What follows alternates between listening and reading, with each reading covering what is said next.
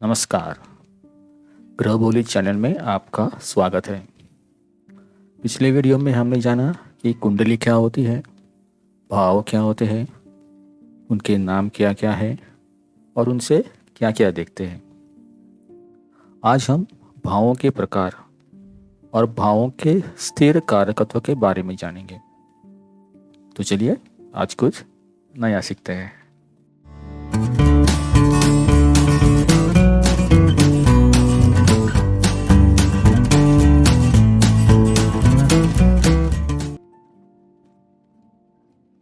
ओम श्री सद्गुरुवे नमः।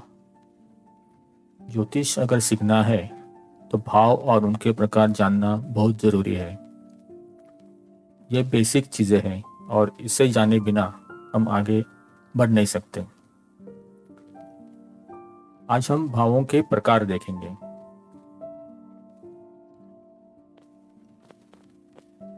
सबसे पहला प्रकार जो बहुत ही महत्वपूर्ण है वो है केंद्र स्थान। स्क्रीन पे देखिए, यहाँ पे 1, 4, 7 और 10 ये जो आंकड़े हैं ये दर्शाने वाले भावों को केंद्र स्थान कहते हैं। ये सेंटर पे रहते हैं इसलिए उनको केंद्र स्थान बोलते हैं। इन चारों भावों के बीच में हमेशा 90 डिग्री का अंतर होता है। यानी पहला भाव और चौथा भाव में 90 डिग्री का अंतर होगा, चौथे और सातवें भाव के अंदर 90 डिग्री का अंतर होगा, सातवें और 10वें भाव के अंदर 90 डिग्री का अंतर होगा। वैसे ही 10वें और पहले भाव के अंदर 90 डिग्री का अंतर होगा। राजयोग निर्माण करने में इन भावों का और इनके स्वामी का बहुत प्रभाव होता है। इनके बिना पूर्ण राजयोग नहीं बन सकता, इसके लिए ये बहुत ही महत्वपूर्ण भाव है। केंद्र स्थान के शुभ ग्रह व्यक्ति का जीवन सहज और सुखकर बनाते हैं। जीवन में ज़्यादा संघर्ष नहीं होता है। केंद्र स्थान में पाप ग्रह अगर स्वग्रही के या उच्च राशि के हो तो जीवन में संघर्ष तो होता है, लेकिन व्यक्ति अपनी मेहनत और इच्छा शक्ति से अंत में कामयाब होता है। अगर अशुभ ग्रह अशुभ राशि और अशुभ प्रभाव में हो तो जीवन में संघर्ष रुकने का नाम ही नहीं लेता। एक के बाद एक कठिन परिस्थितियों का सामना करना ही पड़ता है। केंद्र स्थानों से दूसरे स्थान जो होते हैं उनको पनफर स्थान बोलते हैं। स्क्रीन पे देखिए, पहले से दूसरा स्थान यानी ये दूसरा स्थान, चौथे से दूसरा स्थान यानी पंचम स्थान, सातवें से दूसरा स्थान यानी अष्टम स्थान और 10वें से दूसरा स्थान यानी 11वां स्थान। यानी 2, 5, 8 और 11 इन स्थानों को पनफर स्थान बोलते हैं। इन स्थानों के स्वामी जो भी ग्रह रहेंगे वो अपने बलाबल के आधार पर शुभाशुभ फल देते हैं।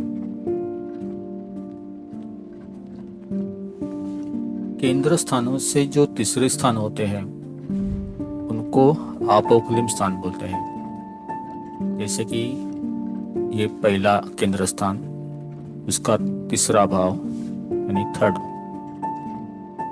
फिर चौथे से तीसरा यानी छठा भाव, सातवें से तीसरा यानी 9वां भाव और 10वें से तीसरा यानी 12वां भाव। यानी 3, 6, 9 और 12 इन स्थानों को आपोक्लिम स्थान बोलते हैं। ये भी अपने बलाबल के हिसाब से शुभाशुभ फल देते हैं। और 4 और 8 स्थानों को चतुरस्त्र स्थान बोलते हैं। अब चलते हैं त्रिकोण स्थान पे। 5वें और 9वें स्थान को, यानी इस स्क्रीन पे 5वें और 9वें स्थान को त्रिकोण स्थान कहते हैं। पहला भाव भी त्रिकोण में आता है। जैसे पहला भाव केंद्र में आता है, वैसे ये त्रिकोण में भी आता है। तो ये जो त्रिकोण बनता है पहले भाव से, पांचवें भाव से, नौवें भाव से, इसके लिए इनको त्रिकोण स्थान कहते हैं। ये सर्वाधिक शुभ स्थान माने गए हैं। राजयोग निर्माण करने में इन केंद्र और त्रिकोण के स्वामी की बहुत बड़ी भूमिका होती है। इनके बिना राजयोग नहीं बनता। त्रिकोण स्थान के स्वामी ग्रह अति शुभ माने गए हैं। वे जहां भी जाते हैं शुभ फल की वृद्धि करते हैं। अगर अशुभ स्थान में भी जाते हैं तो अशुभ फलों में कमी आती है। इन त्रिकोण स्थानों में शुभ ग्रह अति शुभ होते हैं और जीवन में सभी उपलब्धियां आसानी से प्राप्त कराने में योगदान देते हैं। व्यक्ति को ज्यादा संघर्ष नहीं करना पड़ता और भाग्य उसका साथ देता है। छोटे से प्रयास से भी बहुत कुछ प्राप्त करने में यह व्यक्ति सक्षम होता है। त्रिकोण स्थानों के बीच में हमेशा 120 डिग्री का अंतर होता है। यानी पहले स्थान और पांचवें स्थान, इन दोनों के बीच में 120 डिग्री का अंतर रहेगा। पांचवें और नौवें स्थान के बीच में 120 डिग्री का अंतर रहेगा और नौवें और पहले स्थान के बीच में 120 डिग्री का अंतर रहेगा। तीसरे, छठे, 10वें और 11वें स्थान को उपचय स्थान बोलते हैं। इनको वृद्धि स्थान भी बोलते हैं। अब चलते हैं कुंडली के अशुभ स्थानों के ऊपर। कुंडली के छठे, 8वें, 12वें स्थान को त्रिक स्थान, दुस्थान या अशुभ स्थान बोलते हैं। इन स्थानों के स्वामी कुंडली में जहाँ भी होते हैं उन भावों के शुभ फलों में कमी आती है और इन स्थानों में जो भी शुभ ग्रह होते हैं वे अपना 100% शुभ परिणाम नहीं दे पाते। शुभ फलों में कमी आती है। छठा स्थान जीवन में होने वाला संघर्ष बताता है।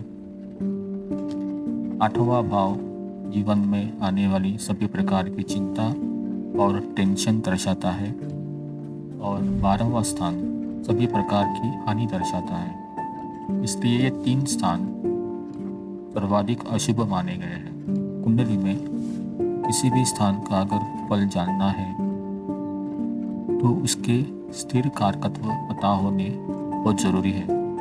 बिना स्थिर कारक ग्रहों के हम किसी भी भाव का फलादेश नहीं कर सकते।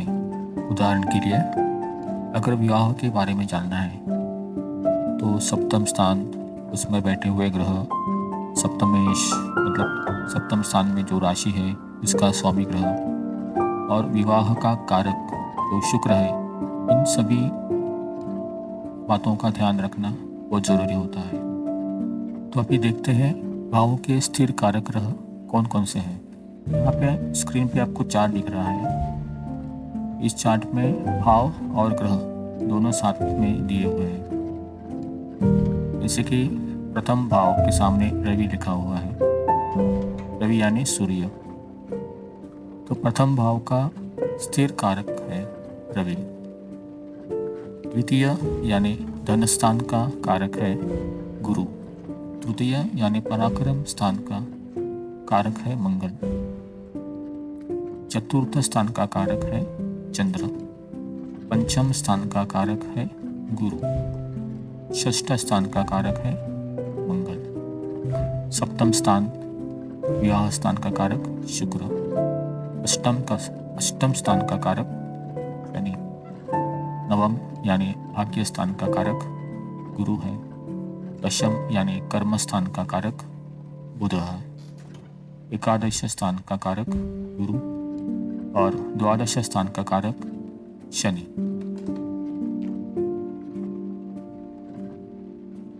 तो ये थे 12 भाव और उनके कारक ग्रह। एक और उदाहरण से इन्हें समझते हैं। मानो हमें किसी व्यक्ति की आर्थिक परिस्थिति के बारे में जानना है तो हमें धन स्थान यानी द्वितीय स्थान, उनमें जो ग्रह है, जो राशि है, द्वितीय स्थान का जो स्वामी यानी जिसे हम धनेश कहते हैं, उसके साथ साथ धन स्थान का स्थिर कार्य ग्रह जो बृहस्पति यानी गुरु है, उसका शुभाशुभ बल देखना होगा। गुरु के आकलन के बिना हम किसी भी व्यक्ति की आर्थिक परिस्थिति का फल नहीं बता सकते। तो आशा है जो कुछ भी आज बताया गया है वो आपको समझ में आया रहेगा। अगर कुछ कठिनाई है तो कमेंट बॉक्स में जरूर लिखें। तो ये थे भावों के प्रकार और भावों के स्थिर कारक ग्रह। आगे की जानकारी देंगे अगले वीडियो में। तब तक जय श्री कृष्ण।